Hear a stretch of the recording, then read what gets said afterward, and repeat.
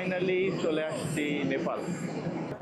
Hello everyone, welcome to A brand new video.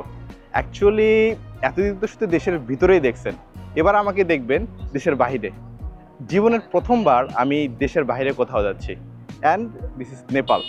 And নেপালে যাচ্ছি আজকে আপনাদের এই ভিডিওতে স্পেশালি বেশি বোর করব না, শুধু রিয়েল ইনফরমেশন দেবো। বর্তমানে নেপাল যেতে বা যে কোনো দেশে যেতে ফ্রেশ পাসপোর্টের খুবই প্রবলেম চলতেছে। তো আমার নিজেরও ফ্রেশ পাসপোর্ট, প্রথমবার যাচ্ছি, আপনাদের সাথে সকল তথ্য শেয়ার করব, প্রতিটা জিনিসের খুঁটিনাটি শেয়ার করব। এখন আমি আসি হচ্ছে টার্মিনাল 2 এর পার্কিংয়ে। এখন আমি যাব, ভিতরে যাব, এমন আস্তে আস্তে আপনাদের সাথে সব কিছু শেয়ার করতে থাকবো। দেখতে থাকেন, স্টে টিউন।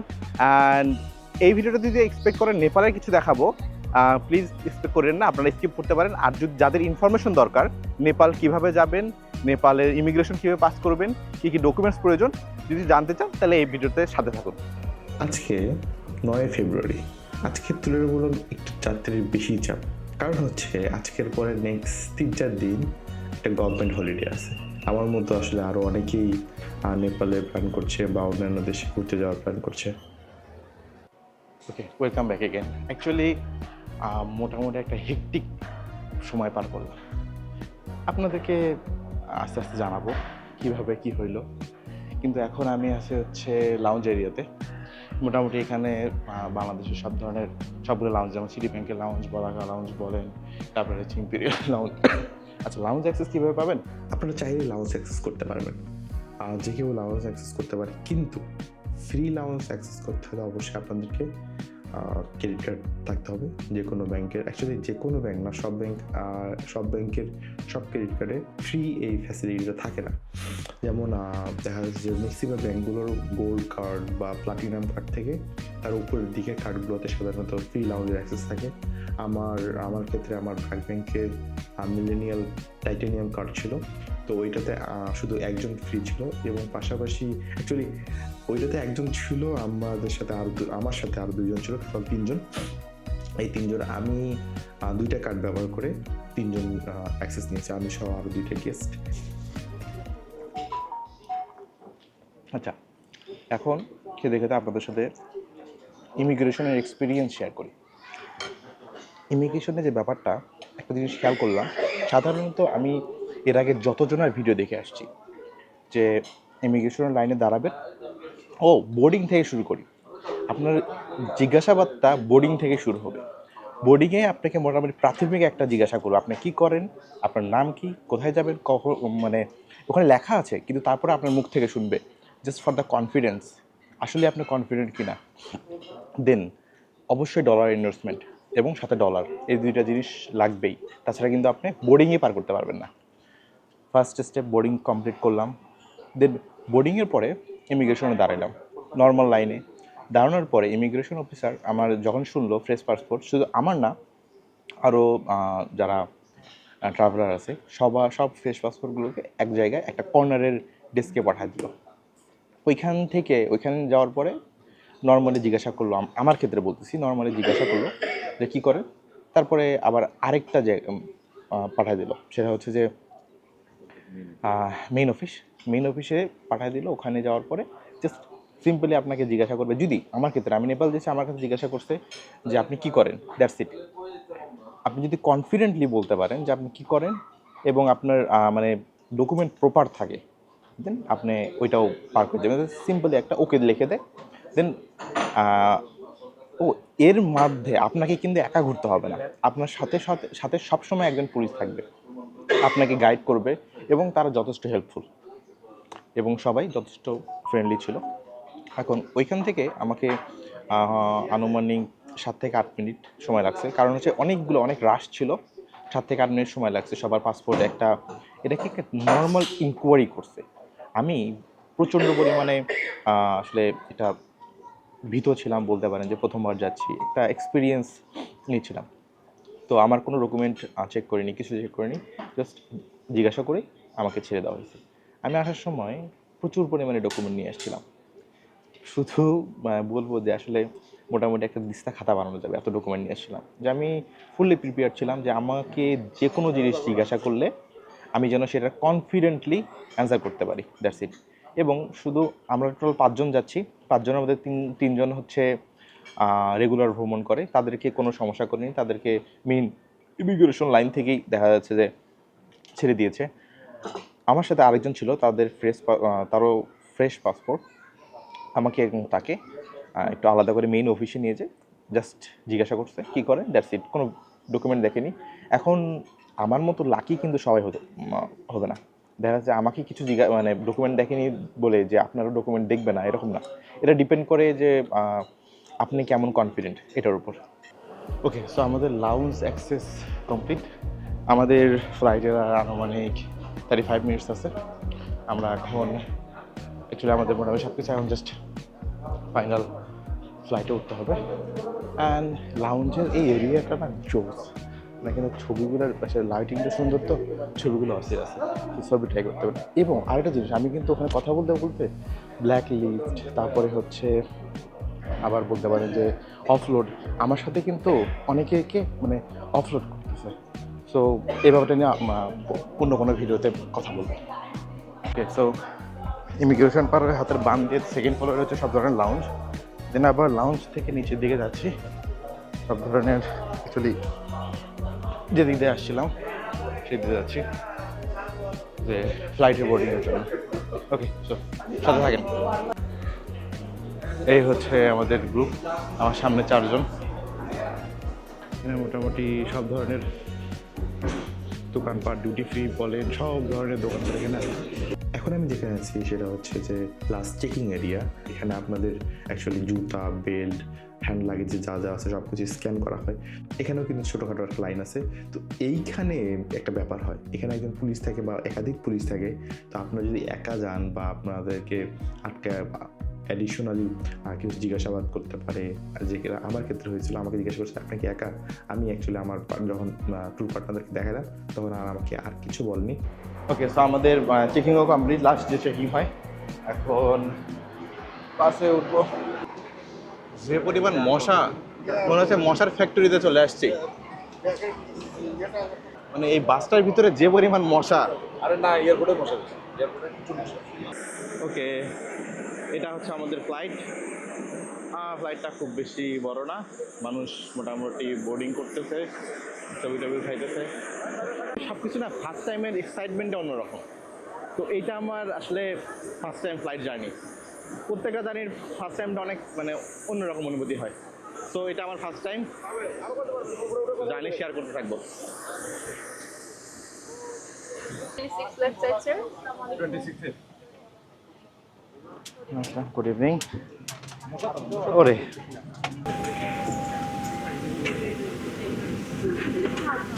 ওকে, আমি আমার সিটে চলে আসছি, কিন্তু আমার হাইট হচ্ছে 6 ফিট। আমার পা কোনোভাবেই আটতেছে না, কোনোভাবে বসছি, বসার পরে মোটামুটি পা আর মুভ করতে পারতেছি না। দুটো দিক দিয়ে সরাবো, কোনো সরানোর উপায় নেই, একটু মানে একটু অসুবিধা।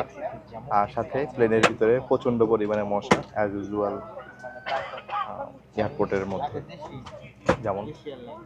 অনেকে তো মশা মারার ব্যাট নিয়ে আসছে মশা মারার জন্য। ওকে, সো এইটা হচ্ছে বিমান বাংলাদেশের খাবার। কি কি দিয়েছে দেখা যাক।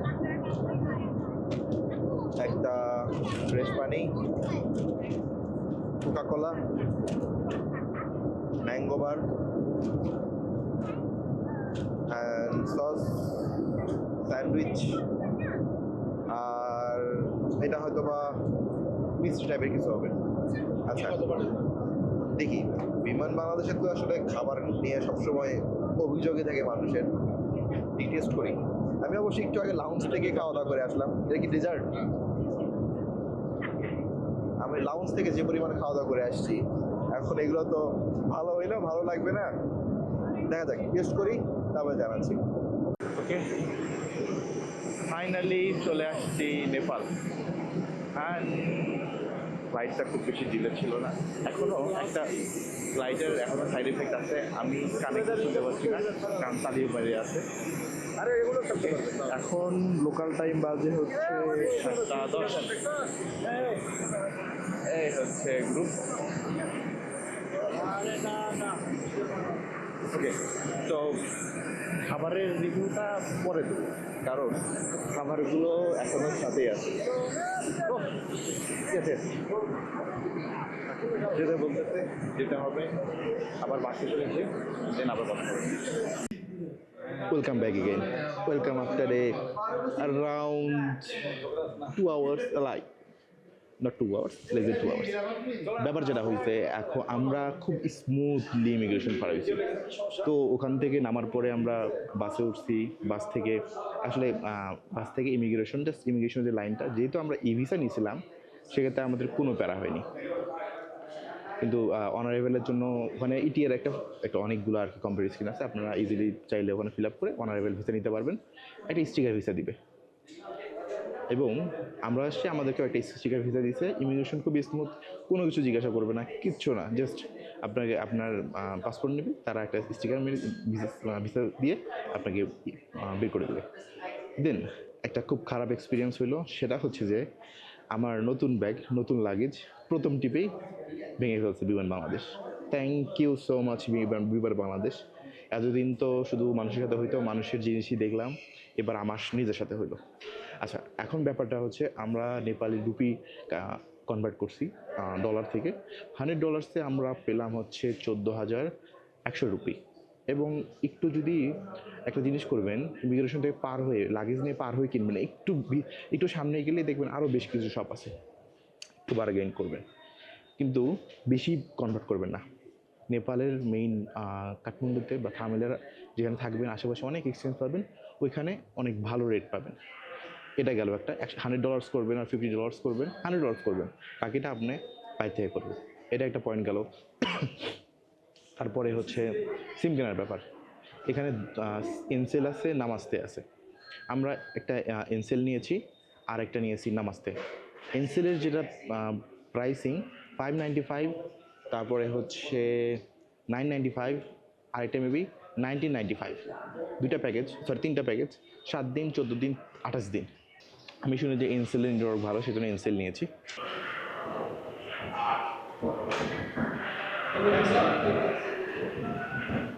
এখন আমরা এক্সিটের দিকে যাচ্ছি। এক্সিটের এদিকে তো বেশ কিছু মানি এক্সচেঞ্জ, সিম কার্ড, তো অ্যাকচুয়ালি এটা নেপাল টেলিকম, এখানে এটিএম বুথ আছে। একটা ইনফরমেশন দিই, মানে আমরা সেকেন্ড ফ্লোরে ছিলাম, সেকেন্ড ফ্লোরে ডলারের রেট ছিল 14,100 করে আমরা নিয়েছি, তার পিছনেই 14,150, এবং সেকেন্ড ফ্লোর থেকে just no thank you, we have people. Second floor থেকে জাস্ট ফার্স্ট ফ্লোরে আসছি, আরও বেড়ে গেছে 14,250 রুপি। আমি এক্সপেক্ট করতেছি 14,500 পর্যন্ত পাবো বাইরে। সো দেখা যাক। ওকে, সো এখন কাজ হচ্ছে ট্যাক্সি বুক করা। ওকে, ট্যাক্সি বুক করি, তারপর আপনাদেরকে জানাচ্ছি। Welcome from taxi cab. Actually সব কিছুকের আছে, এখানে একটা ব্যাপার বলি, taxi cab, prepaid taxi cab যদি নেন 4 জন ম্যাক্সিমাম যেতে পারবেন 900 রুপি দিয়ে। বাট আমরা একটু বাইরে আসছি, তো আমরা মানে এখন যাচ্ছি 5 জন সেম। প্রিপেইডে কিন্তু আমাদেরকে 2টা ট্যাক্সি নিতে হইতো, সো আমরা ট্যাক্সি নিচ্ছি একটা। আমরা একটু কষ্ট করে 5 জন বসছি, তো আমাদের ভাড়া পড়ছে 1200 রুপিস, নেপালি রুপিস। ওকে, সো 1200 রুপিস 1100 টাকার মতো এরকম হবে, হয়তো 1100 একটু বেশি হবে বাংলাদেশি টাকায়। তো এখন আমরা হোটেলের উদ্দেশ্যে যাচ্ছি। আমাদের হোটেল আগে থেকে বুক করা ছিল। হোটেল বুকিং ছাড়া কিন্তু আপনারা আসতে পারবেন না। হোটেল বুকিংটা দেখতে চাই, কিন্তু স্ট্রেঞ্জ ব্যাপার হচ্ছে কোথাও দেখতে চাইনি, কোনো ডকুমেন্টস কোথাও লাগেনি আল্লাহর হস্তে। বাংলাদেশ ইমিগ্রেশনে যে পরিমাণ প্যারা দিত আমি শুনছি, আজকে বলতে পারেন যে একটু মিক্স অভিজ্ঞতা ছিল। কোনো ডকুমেন্টস দেখতে চাইনি, কোনো প্যারা দেয়নি। এখানেও আসলে খুবই স্মুথ, তারা খুবই ট্যুরিস্ট ফ্রেন্ডলি, এবং আজকে ফুল ফ্লাইট প্যাকড, মানে সব আনুমানিক 200 জনের মতো বসা যায়, 200 জনের ফুল প্যাক এয়ারপ্লেনটা। ওকে, সো আমরা হোটেলে যাই, হোটেলে চেক ইন করি, তারপর আবার কথা হবে। নেপালে অ্যাকচুয়ালি হিন্দি কিন্তু খুব মানে ফুল। আপনি যদি হিন্দি বোঝেন, হিন্দিতে কথা বলতে পারেন, then you are like super with communication. थोड़ा और जाना पड़ेगा। रास्ते में होगा हाँ नेपाल आया ना हाँ, नेपाल पैवेलियन इन, और फैमिली पैवेलियन इन यहाँ पर दिखा रहा है 240 मीटर। ওকে, ব্যাক এগেন। আমরা হোটেলে চেক ইন করেছি। আমাদের হোটেল হচ্ছে নেপাল প্যাভিলিয়ন ইন, অ্যান্ড এটা হচ্ছে হোটেল।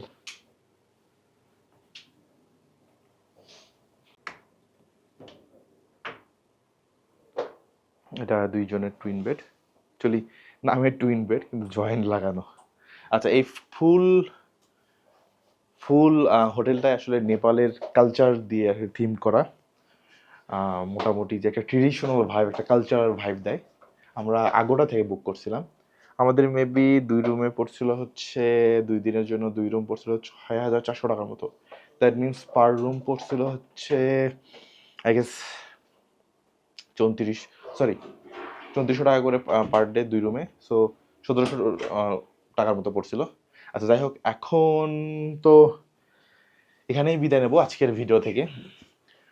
আর এই যে ইচ অ্যান্ড এভরিথিং, সব কিছু ডিটেইলস ইন ডেপথ, কী কী দরকার, কী কী ডকুমেন্টস দরকার, কীভাবে আপনার ইমিগ্রেশন পার করবেন ফ্রেশ পাসপোর্টে, সব কিছু ইনফরমেশন দিয়ে একটা ভিডিও বানাবো স্পেশালি, যেন আপনাদের সুবিধা হয়। ফ্রেশ পাসপোর্টে একটু ঝামেলা করবেই, বাট সেই ঝামেলাটাকে কীভাবে উত্তরণ করা হয় সেটা আপনাদেরকে বলবো। এবং অফলোড হলে অফলোড কীভাবে তুলতে হবে, অফলোড কোথায় যেতে হবে, সব কিছু জানাবো।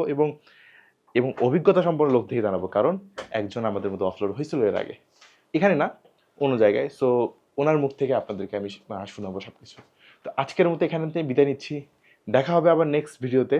Stay tuned. এইটা কিন্তু স্যাম্পল ভিডিও ছিল।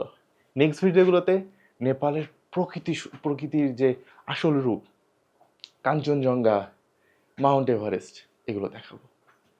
So don't forget to subscribe, hit the like button, and don't forget to comment if you have any questions. Till then, tata, bye bye.